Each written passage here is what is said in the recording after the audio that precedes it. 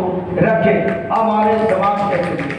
जोरदार ताली करता जवाहर बाबू जिंदाबाद।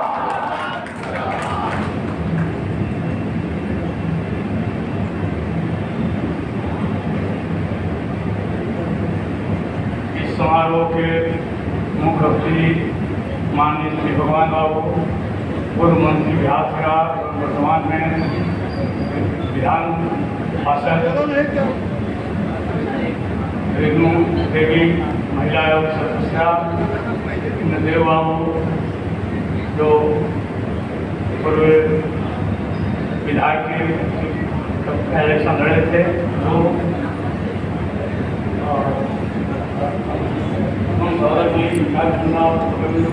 का सुना, सभी लोगों सुना है। और सबसे पहले तो मैं दो शब्द भट्टू बाबू के बारे में बोल दें। भट्टू बाबू 1965 में मैं MA पास करके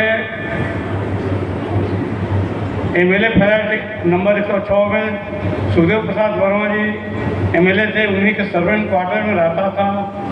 उस समय स्मृति शेष श्री अमृत लाल महतो जी और स्मृति शेष भट्टू महतो जी विधायक नहीं थे। मैं वहाँ रहता था, तो इलेक्शन के टाइम में सुखदेव प्रसाद वर्मा जी के यहाँ काफ़ी भीड़ हो जाती थी।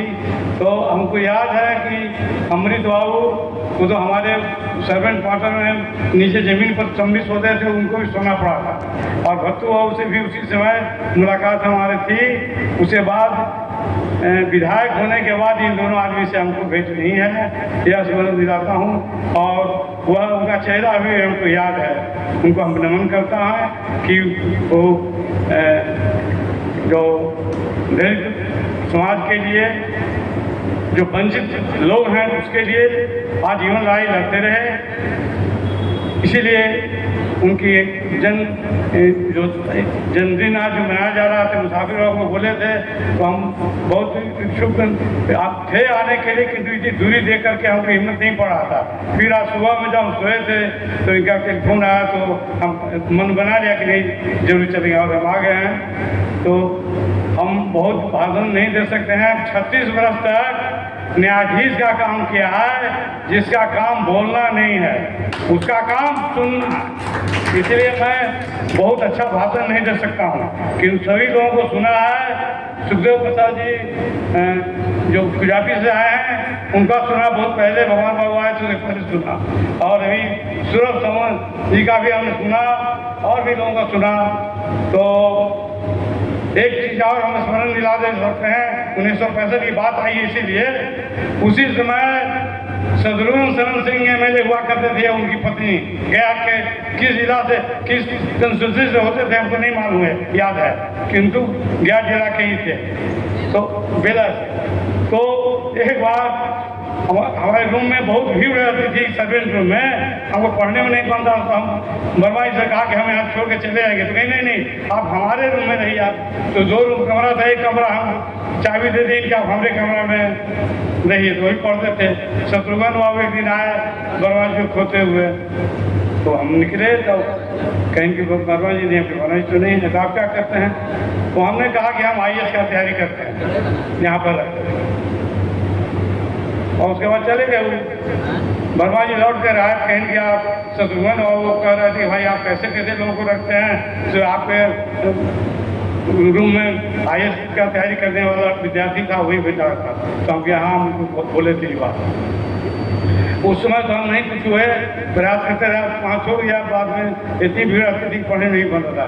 बाद में हम न्यायाधीश बने। IAS का इम्तिहान हम नहीं दे सके, किंतु न्यायाधीश बने, इम्तिहान पास करके बने। और जो हमको जो अनुभव हुआ है, हम नहीं बोल सकते हैं कोई बात, खुलेआम नहीं बोल सकते हैं। अभी भी हमको जो संविधान में जो राइट है liberty of thought and expression उसको कहते हैं, बोलने और सोचने की स्वतंत्रता। हम सोच सकते हैं, भाई बोल नहीं सकते हैं। सोचते हैं तो कुछ जानता नहीं, हम क्या सोच रहे हैं आप नहीं जानिएगा, किंतु जब बोलेंगे तो आप जानिएगा।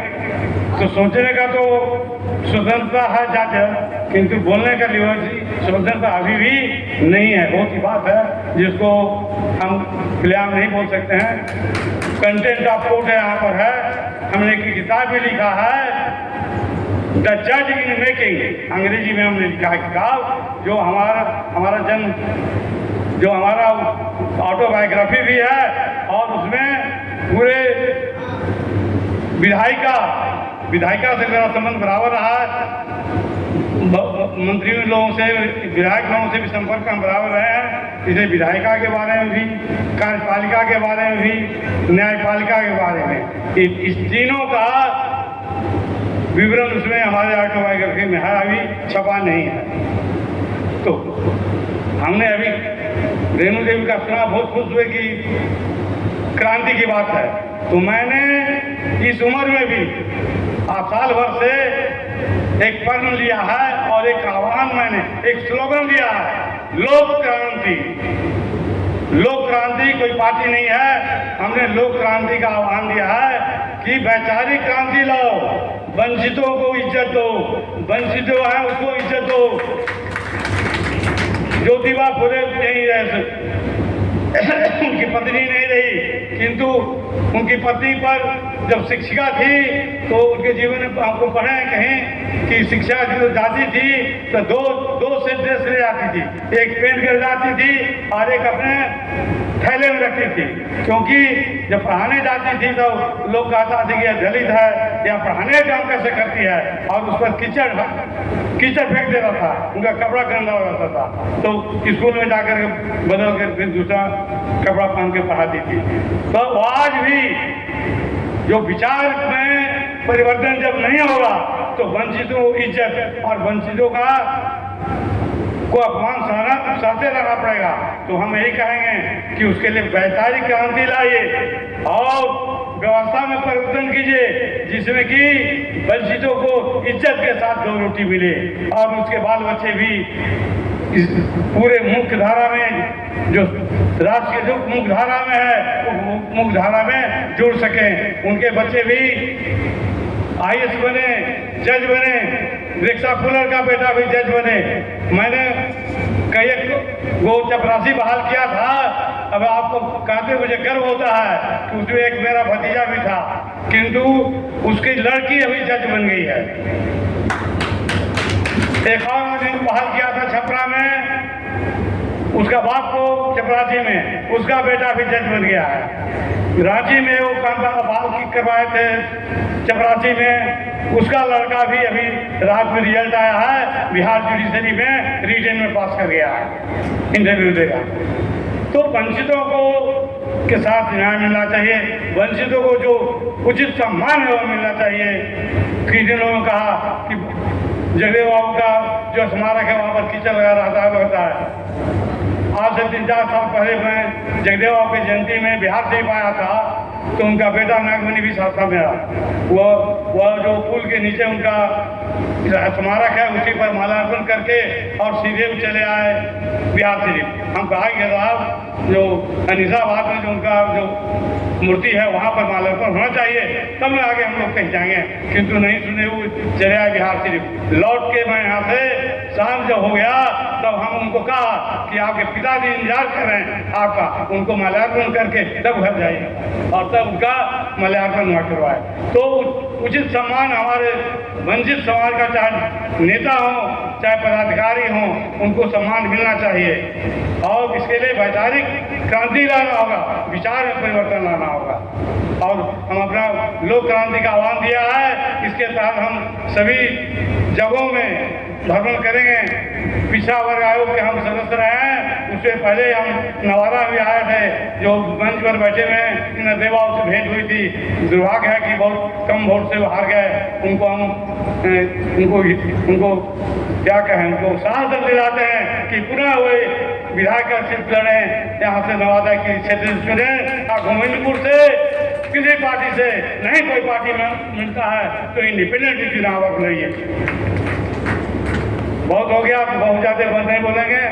अब हमारे सेवावान बाबू वहाँ बैठे हुए, वो आपको ज़्यादा अवगत कराएंगे।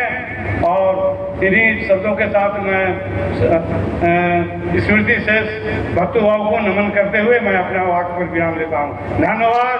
जय हिंद, जय भारत।